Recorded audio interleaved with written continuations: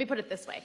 Eritrea is independent. The U.S. opposes that. That's why it's so demonized, as you explained. But I think its independence is also dangerous in some ways for U.S. interests because it hasn't been subjected to a lot of the kinds of schemes, the sort of capitalist neoliberal schemes that the U.S. has imposed, or imperialist schemes that the U.S. has imposed on a lot of the rest of Africa. It actually has some better social indicators compared to its peers. So I wanted to give you a chance to maybe talk a little bit about that, because people don't get to hear about Eritrea from this context. It's only ever bad Eritrea. Soldiers are everywhere just committing genocide.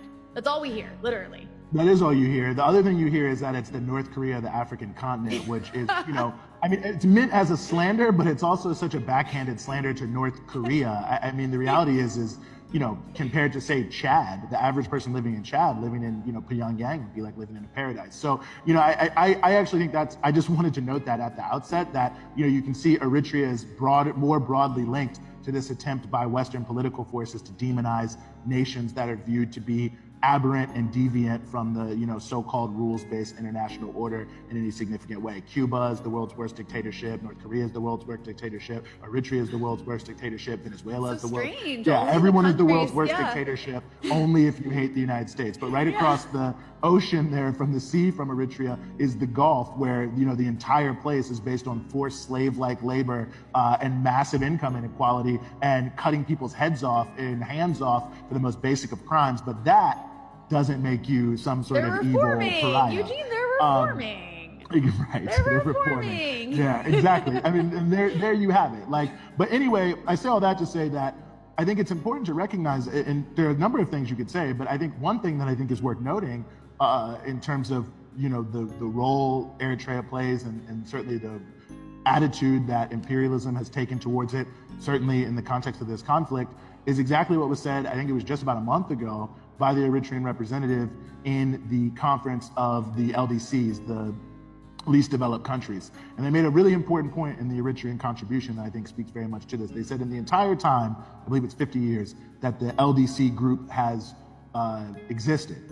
And it exists in the context of a range of international frameworks. And the entire time the LDC group has existed, only 2 countries have graduated from the least developed countries. And the Eritrean representative says, well, why is that? And they go on to say many other things, and I think it's worth reading. It's a very short thing, their presentation there. But I think that in and of itself is key. And you could also see this in the contribution they made to the United Nations General Assembly this year, where they are very clearly stating that the reason some countries are developed and some countries are not is not random, it's not by accident, is in fact by the deliberate policy of the powerful nations, and that they manipulate their power and their control over so many critical levers of the global economy and the broader international community in order to keep this enforced poverty, this enforced underdevelopment as the state of affairs for the whole world. And so obviously, for the point of view of the United States, they hate all countries who point this out. And Eritrea, even though it's never talked about, is one of these countries that points this out. And I think that's one of the main reasons that they have been demonized, isolated, and why, of course, there is a deep fear by the United States and others about what it would mean for Eritrea to play a bigger role, not just in the Horn of Africa, but if they're playing a bigger role in the Horn of Africa and in the state of Africa, and as we can see now as part of the Friends of the UN Charter group started by Venezuela and China, it also starts to break their isolation and allow them to receive more assistance from countries that don't want to tell them exactly what to do, because one of the main principles in Eritrea is that they don't take aid that doesn't conform to their own development approach, which is to produce, to focus really mainly on the fundamentals and the foundation of the base and build up from there. So to, put sustainability on the table, to put food sovereignty on the table as a major issue, the development of basic education, the development of technical and higher education, the development of healthcare systems. And they've done quite a bit in 30 years of independence, and I want to speak to this in terms of the indicators, but I think it's also important to note the critique that they themselves have raised up about this issue, which is important not just to Eritrea, but to Venezuela, to Cuba, to other countries that are, developing countries facing big economic challenges, is that it's not just the issue of being underdeveloped, it's that anyone who chooses a development path that, again, doesn't speak to that ascribed role of friend, where you may be seeking you're not seeking enemies in the United States, but you're seeking to improve the living standards and the livelihood of your country and your region in a way that will move you out of the ascribed underdeveloped role that they've set for you, that is, even if you haven't even accomplished it yet, that is a huge challenge because it's an ideological challenge to the idea that neo-colonialism is the only way that developing nations can approach the way that they engage with the world and the way that they engage with the world economy. Now, I hope you don't mind I look at my notes here for a second because I want to get this right, because I do think that this is an important issue in terms of how you look at countries, because if you're going to say someone is the worst of the worst, and that's why I raised up that issue of North Korea, some would say DPRK, compared it to Cuba, compared it to Venezuela, because there's a similar issue here where the countries are listed as the worst of the worst and all these different things, and then when you actually start to look at the numbers, they in fact are not the worst of the worst. So just throw a few things out here for you that I think people would be relevant. And again, sorry for looking at my notes, but again, I want to get it right about Eritrea here. Eritrea has a higher literacy rate than Pakistan, Nigeria, Egypt, Mali, Niger, and Sudan. They have a higher life expectancy than Nigeria, South Africa, Angola, Zambia, Malawi, and Mozambique. Now, I want to just reiterate some of what I just said. In the first two, that they have a higher literacy rate than Nigeria, that they have a higher life expectancy than Nigeria. Nigeria is one of the richest nations on the planet Earth. There's no reason why people are living in abject poverty all across that country. And that right there should tell you something, because Nigeria is one of America's best friends on the African continent and has been for some time. And their social indicators are shameful. Their use of resources, the income inequality, the looting, the kleptocracy, shameful conditions for people of Nigeria. Lower life expectancy than Eritrea, lower literacy rate, and you never hear anything that's said about Eritrea said about Nigeria. And that's not a huge knock on other African countries, but I think it's important. Also, Pakistan.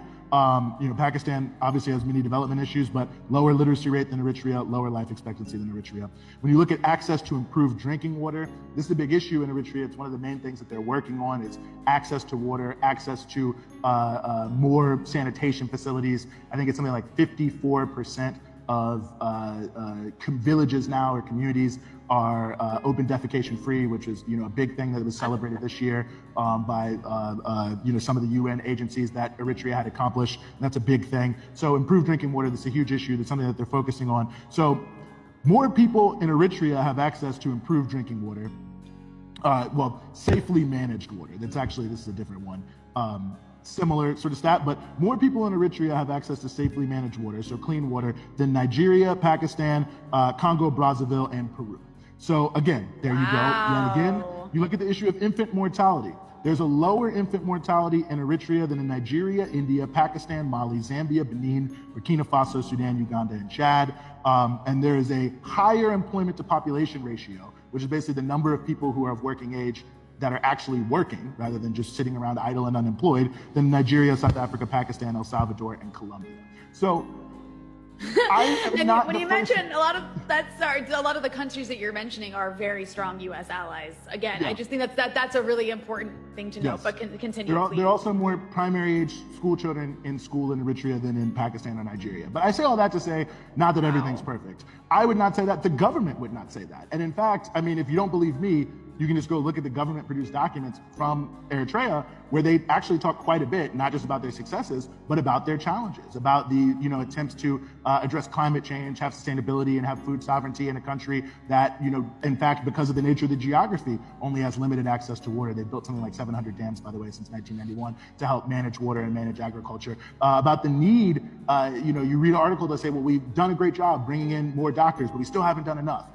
So no one is claiming that it's not a developing nation. It's obviously in the LDC group. It's growing from a very low base. It's only 30 years old as a country. It's emerging from almost 30 more years of essentially guerrilla-based conflict, and it's in an area that already was economically depressed due to the nature of the structure of the global economy, and that in and of itself faces its own, relative challenges to that sort of geographical reality. So no one is trying to make any, wild claims here. But when you look at what they have done in that 30 years, obviously around some of the key human social indicators that we look to all around the world to determine how people are doing, they're doing significantly better than countries that are best friends with the United States and receive huge sums of money and all sorts of trade preferences from them that Eritrea is totally excluded from. And what is the difference? The difference to me seems very clear. that Eritrea is pursuing a development path that is based on more equitable development, based on a more social justice type approach to not having huge income inequality and huge differences between the rural areas and the urban areas, that's seeking to build a strong foundation to grow a strong economy up from. And we've seen, if you look at a country like, say, China, I mean, that's a big sense of why China is successful now, is they spent the first 40 or so years of the country building up a very strong foundation, a very strong base. And, you know, ultimately, these types of politics and politics that they're willing to call this out on the international stage in terms of what is really going on in the broader situation, I think is something the U.S. hates. But I think it deserves much more credit. It deserves much more focus. There is much more that I think people should see and know about what's going on there. And there's a lot to be said for other African nations that are at a similar level of development, other nations around the world, but especially in Africa, which is a continent that has been forced into brutal, humiliating neocolonialism, about how to really build up an equitable economic, social substructure as we go into the 21st century. I think many of the questions there, you know, you look at the other small country that's considered, you know, relatively successful economically is Rwanda.